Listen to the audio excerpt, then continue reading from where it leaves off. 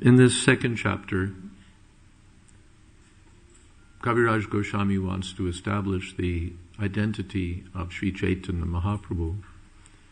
And to do that, he first needs to establish the identity of Krishna as the Supreme Personality of Godhead, the original Vishnu Tattva. To do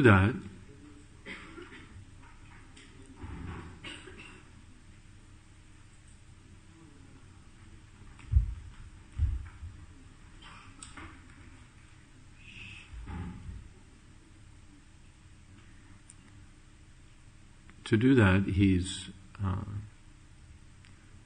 taking evidence from Srimad Bhagavatam in the section concerning the Brahma Vimohan Lila, where Lord Brahma steals Krishna's calves and cowherd friends, and then later realizes that he's blundered and offers his prayers to Lord Krishna.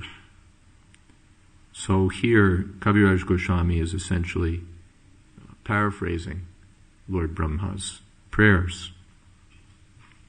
And Lord Brahma is arguing or submitting that Lord Krishna is the original Narayan. And here the word, he's taking the etymological analysis. Nara refers to all the living beings, the aggregate of them all, and Ayana means the refuge for them.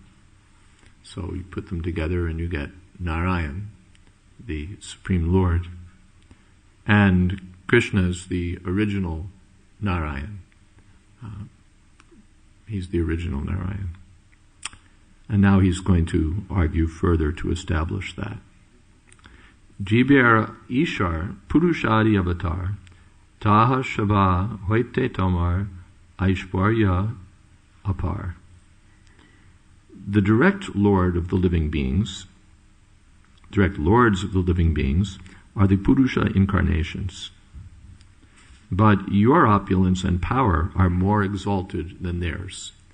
The Purusha incarnations are the Mahavishnu, the Garbhodakshay Vishnu, and the Kshirodakshay Vishnu, who are involved in the creation of the material world.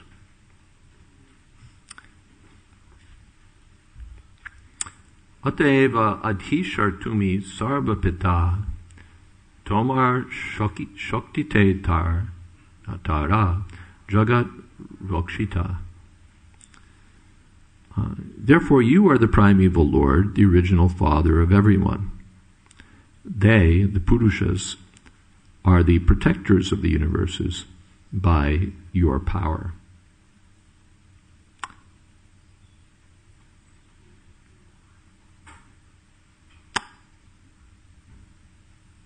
The point made is that the Purusha incarnations are expansions of an expansion of Lord Krishna.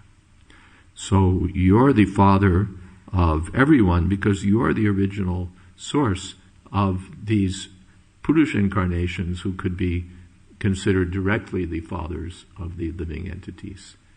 You're the source even of the Purusha incarnations. So you're the original personality of Godhead. Narer ayana yate karaha palan ateva hau tumi mul narayan. Since you protect those who are the shelters of all living beings, you are the original Narayan. These Purusha incarnations are the shelters of all living beings, and Krishna protects even them. Purport: the controlling deities of the living beings in the mundane worlds are the three Purusha avatars. But the potent energy displayed by Sri Krishna is far more extensive than that of the Purushas. Sri Krishna is therefore the original Father and Lord who protects all creative manifestations. Is that the Manners telephone or someone else's?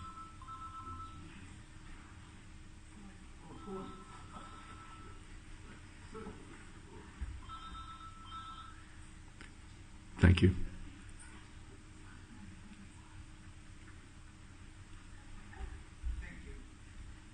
Hare Krishna.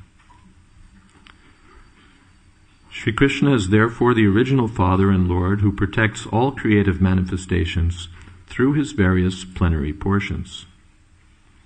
Since he sustains even the shelters of the collective living beings, there is no doubt that Sri Krishna is the original Narayan. Yes, it's clear. Tritiya karan shuna Sri Bhagavan Ananta Brahmanda Bahu Vaikuntari Dham. O my Lord, O Supreme Personality of Godhead, kindly hear my third reason. There are countless universes and fathomless transcendental Vaikunthas. Ite yajata jiva tar Trai kalika karma, taha deka sakhi tumi jan shava marma. Both in this material world and in the transcendental world, you see all the deeds of all living beings, in the past, present, and future. Since you are the witness of all such deeds, you know everything. You know the essence of everything. Vedaham samatitani vartamanani charjana bhavishyani chabhutani mam tu vedana kaschana. In the Bhagavad Gita, Krishna says, Vedaham samatitani. I know the past of all living beings. Vartamanani charjana. I know the present for them also. Bhavishyani chabhutani. I know the future for everyone. This sometimes bewilders us because we ask, if the future is not yet decided, how can Krishna know it? If it's not yet determined, how can he know? Or if he knows, it must be determined. This is our way of thinking. But Krishna is beyond the limits of our speculative understanding and our limited realm. It's all open, and Krishna knows the whole story. Free will is there to a minute extent, and still Krishna knows what the future will be. That's Krishna. We don't know the trick. So for us it seems bewildering. But for Krishna, this is everyday business. He knows past, present, and future. We know none of the above. The past we forget, or we didn't know to begin with, or we have a distorted representation of it. Read English history according to the English, it's one thing. Read English history according to the French, it's something entirely different. So what actually happened? Probably if you knew what actually happened, it's different from both of the above. There was one comment, American comment, history is bunk. History is bunk. Means, who knows? But Krishna knows. We have our idea about history, but Krishna knows the actual history. Most history is, as it's taught, is essentially lies. But Krishna knows the truth about everything. Even our own history, I tell my history, it's all lies. And Krishna knows the truth of what actually happened in the past. He knows what's going on in the present. We're bewildered about that. We have imperfect senses, tendency to be illusioned, tendency to cheat, even cheat ourselves. Imperfect senses, tendency to cheat, tendency to be illusioned. One more. We make mistakes. So, there's one of those mistakes we were just talking about. All the cell phones. Let's see everyone's cell phone. Come on, show them. No one wants to show them. Suddenly become very shy. Anyway, you've all got one and they should all be off. I'm working for BBT Africa these days. Africa's a very poor continent. So if your cell phone rings, we'll be happy to accept it as a donation. Sell it on the African black market.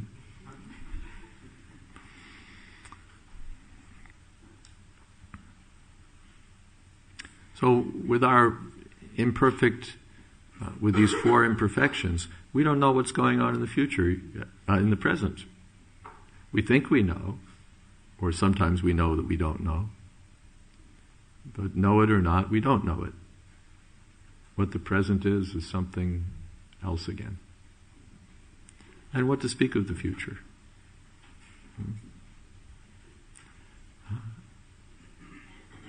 But Krishna knows past, present, and future.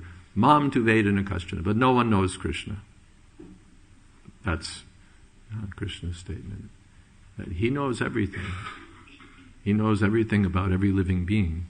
But he's hidden. He's hidden from the view of especially the conditioned souls. Mam tu Vedana Kashchana. Hardly anyone knows Krishna. Bhaktya mam abhijanati. He can be known only by devotional service, which the conditioned souls are generally averse to, and therefore they're in the dark about the Supreme Personality of Godhead. But the devotees can know to some extent by Krishna's mercy. So, what is that? Aham Bharta Prabhu Sakshi Nivasa Sharanam Surit Prabhava Pralayasthanam Nidhanam Bijam Avyayam. In the Bhagavad Gita. If you move up a little bit, people who come in won't have to sit by the door. Let everyone, there's plenty of space, move a foot up. Everyone over here. Yeah, that's a good idea. You can leave that aisle in the back and then people can fill in the real estate over here. That's very good. Do the ladies have enough space? Not really. You can also move up a little bit.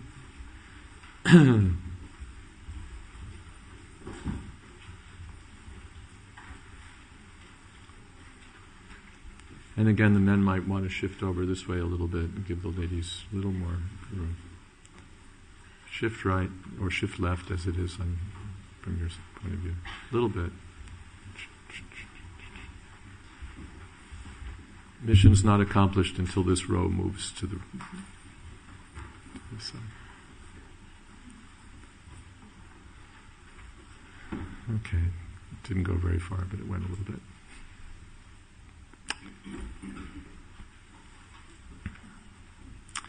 Americans are always trying to control the world.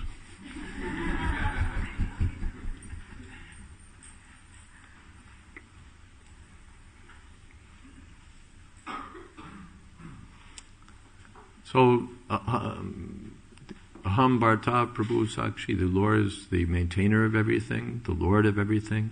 He's the witness of everything, Sakshi. Aham Bharta Prabhu Sakshi, Nivasa, Sharanam Surit.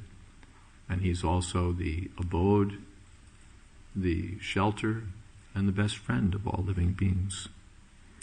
So, he's the witness of everything. And Tomar Darshane Sarva Jagatera Stiti Tumi na dekite karo nahi stiti goti. All the worlds exist because you oversee them. None can live, move, or have their being without your supervision. Maya Jakshena Prakriti Suyate Sacharacha. The Lord says, I'm the Adjakshak. the supervisor. Supervisor means supervision. By seeing. How does a supervisor see that everything is running properly? He has to see. Okay, what's going on?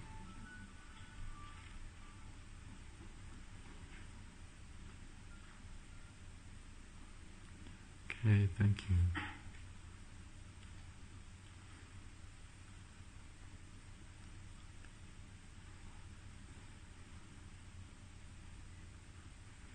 It is irksome, by the way, and it is very good etiquette to turn your lousy cell phone off before you come into the temple. Some preachers say, unless you're expecting God to call you. And that's not usually how he does it.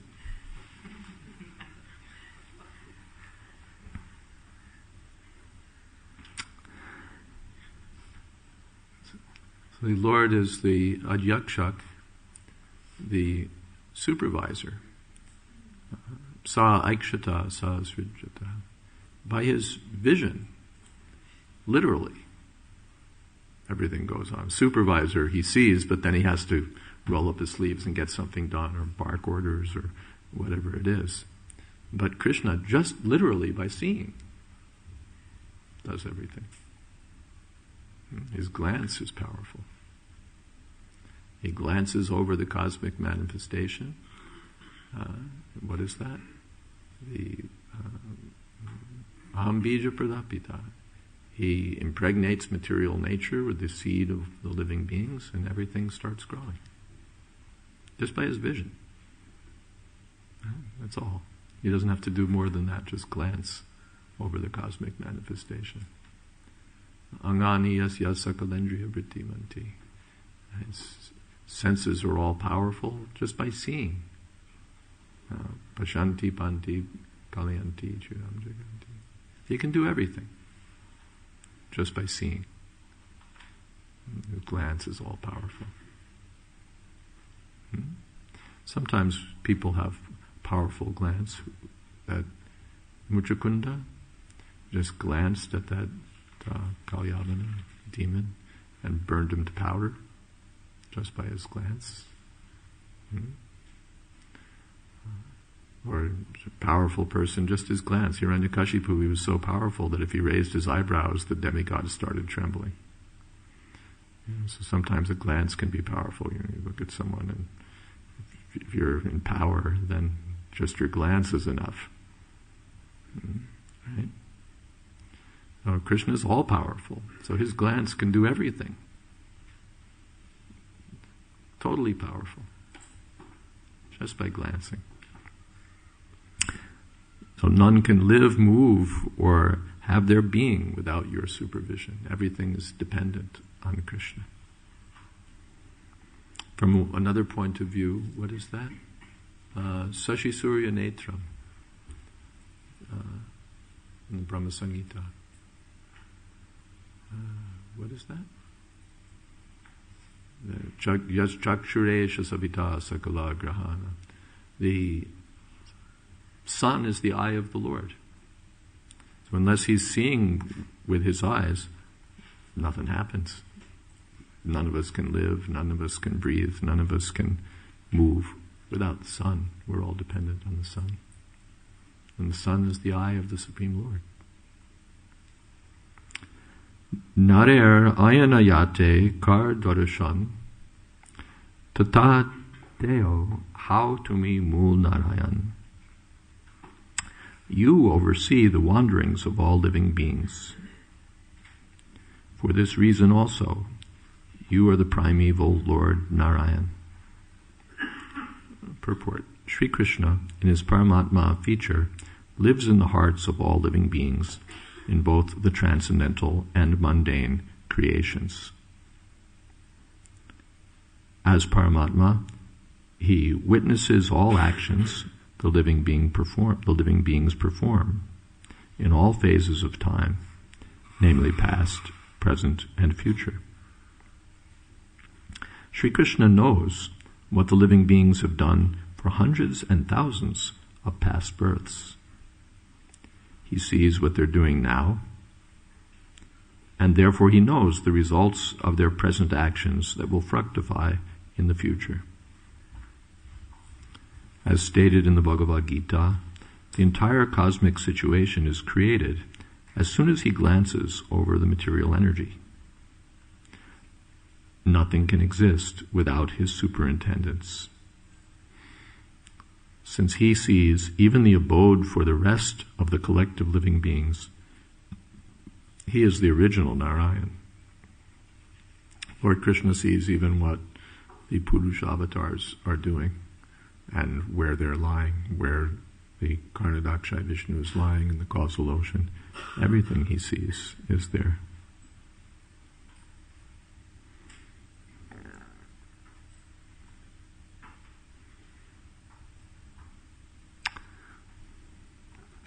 Read a little more? Or are there any questions so far? Yes? I heard in the beginning you mentioned that Krishna knows everything, past, present, and the future. And then we also have our free will. So, not just that kind of little doubt came in mind. Does he know what we're going to do? Yeah, I told you that. This is the doubt that arises. We anticipated that question. That we have free will, but he knows what we're going to do in the future, so isn't that a contradiction in terms? Because in our little world, that's a contradiction in terms. For Krishna, it's not a problem. You have freedom, and still he knows what's going to happen. You're not going to process it. You're not going to figure it out. I just wanted to maybe understand that. Because he doesn't interfere with our free will. He knows what we're going to do. Yes. He doesn't interfere. He doesn't have to call every single shot. And still he knows. That's his capability. We have it to a certain degree. A baby has free will. A little child has free will, but you put him in a room full of candy, you know what he's going to do. You don't have to interfere with his free will. You just know. Right?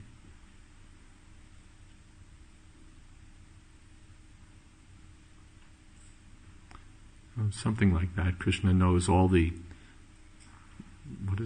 predecessor conditions, all the previously existing conditions. Krishna knows. He knows the heart of every living being because he's there as a spy. Kshirodakshayi Vishnu is there as the Paramatma in everyone's heart, so he knows what your desires are, what your thoughts are, what your thinking, feeling, and willing are. He knows everything that happened in the past. He knows everything else that's going on in the environment. He's totally informed. He's totally informed about the present, about the past. Therefore, the future is not a problem for him. Can I just ask a further question? Would it be correct to understand that when one becomes a devotee, then Krishna may interfere in his free will if he is sincerely trying to surrender to Krishna? That Krishna may interfere with your free will if you become a devotee. That's not interference. Interfere with your free will.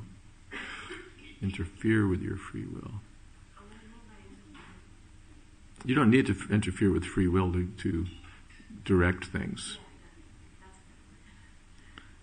You set up the conditions in such a way, and people will use their free will in a different manner. Yasyaham nugranami hadishyeta dhanamshanai. You decide to surrender to Krishna, but you're attached to all your money. So Krishna takes it away. And he knows what you're going to do. You're going to try and build it up again. So, of course you do. You try to build it up. Maybe you do build it up, but Krishna's there and he just slaps you down again, takes away all your money. And then you say, well, that's life. It happens sometimes. Build it up again. And he takes it away again. And finally, you say, all right, I surrender. So he doesn't have to interfere with your free will to do that. He just has to make your life miserable enough.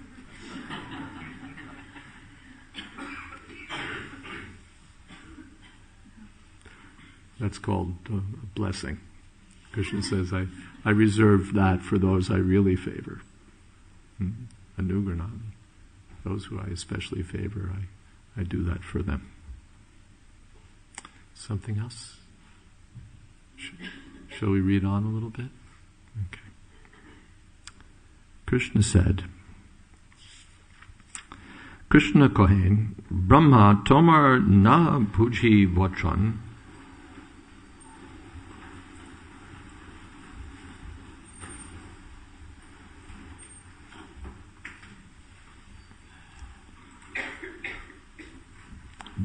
Jeev Hridi Jole Boishe She Narayan. Krishna said, Brahma, I can't understand what you're saying. Lord Narayan is he who sits in the hearts of all living beings and lies down in the waters of the Karna ocean. I'm just a cavalry boy with a lump of yogurt and fruit in my hand. I don't know what kind of stuff you're talking about here. Brahma Kohe, Jole Jibe Jay Narayan, She Shab Tomar Angsha, E Shacha Bachan. Brahma replied, what I've said is true. The same Lord Narayan who lives in the waters and in the hearts of all living beings is but a plenary portion of you. Karanabdhi Garbhodak Kshirodakshai Maya Dware Shrishti Kore Tate Shabmayi. Karnadakshay Vishnu, Garbhodakshay, and Kshirodakshay forms of Narayan all create in cooperation with the material energy. In this way, they are attached to Maya. Shaitin Jal Shai Sarva Antaryami Brahmanda Brinder Atma Jay Purusha Nami. These three Vishnus, lying in the water, are the supersoul of everything. The supersoul of all the universes is known as the first Purusha. Hiranya Garbher Atma Garbhodakshayi Vyashti Jib Antarjami Kshirodakshayi. Garbhodakshay Vishnu is the supersoul of the aggregate of living beings, and Kshirodakshay Vishnu is the supersoul of each individual living being. So the Karnadakshay Vishnu is the supersoul of the whole show, all the universes.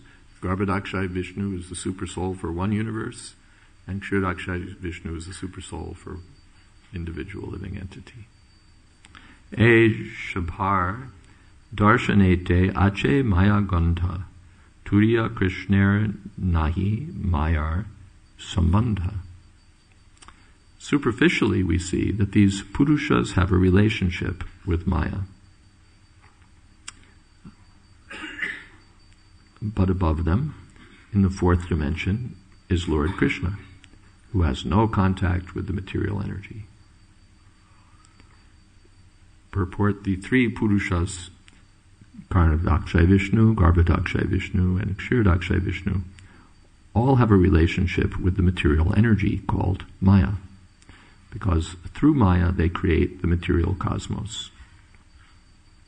These three Purushas, who lie on the Karna, Garbha, and Kshira waters, are the supersoul of everything that be. Karnadakshay Vishnu is the supersoul of the collective universes. Garbhodakshay Vishnu is the supersoul of the collective living beings. And Kshirodakshay Vishnu is the supersoul of all individual living entities. Because all of them are somehow attracted to the affairs of the material energy, they can be said to have some affection for Maya. But the transcendental position of Sri Krishna himself is not even slightly tinged by Maya. His transcendental state is called Turiya, or the fourth dimensional stage.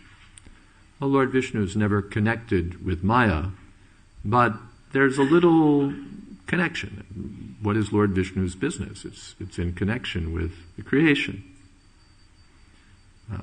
Lord Vishnu's business is in connection with the creation. And the creation involves the material energy, the Maya. So there's some affection. It's described in the second or third canto, that just as a husband awakens the wife for sense gratification, the Lord awakens the material energy. So there's some connection there. The Lord is not the enjoyer of material energy, but little connection is there, removed, because the Lord doesn't touch the material energy. He just glances. And technically Lord Shiva carries the glance and comes in touch with material energy. Lord Vishnu remains aloof. But his pastimes are all in relation to the material creation. Whereas Krishna has nothing to do with this. Not even slightly. We have the picture of God in the old Judeo-Christian sense, and he's totally busy in the affairs of the material world, pushing buttons or pulling strings, throwing thunderbolts, smiting people, or whatever it is. It's all in connection with the material world. And there's a spiritual world, but maybe he sits in the spiritual world running the material world, or we don't hear anything about what he's doing in the spiritual realm. But from Srimad Bhagavatam we hear about the pastimes of the original personality of Godhead with Krishna, who has nothing to do with creation, maintenance, destruction, nothing. The only way he's connected is that he expands himself, he deputes himself in the form of the Purusha avatars to handle all of these things. Vrindavanam Partyajya Padamekam Nagacchati. He never bothers to leave Goloka Vrindavan. For the work of creation, he expands himself. He expands himself as a partial expansion. He appears as these Vishnus and runs the material creation.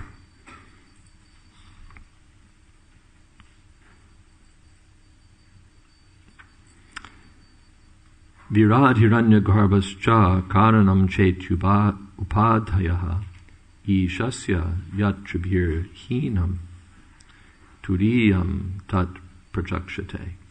In the material world, the Lord is designated as Virat, Hiranyagarbha, and Karan. But beyond these three designations, the Lord is ultimately in the fourth dimension.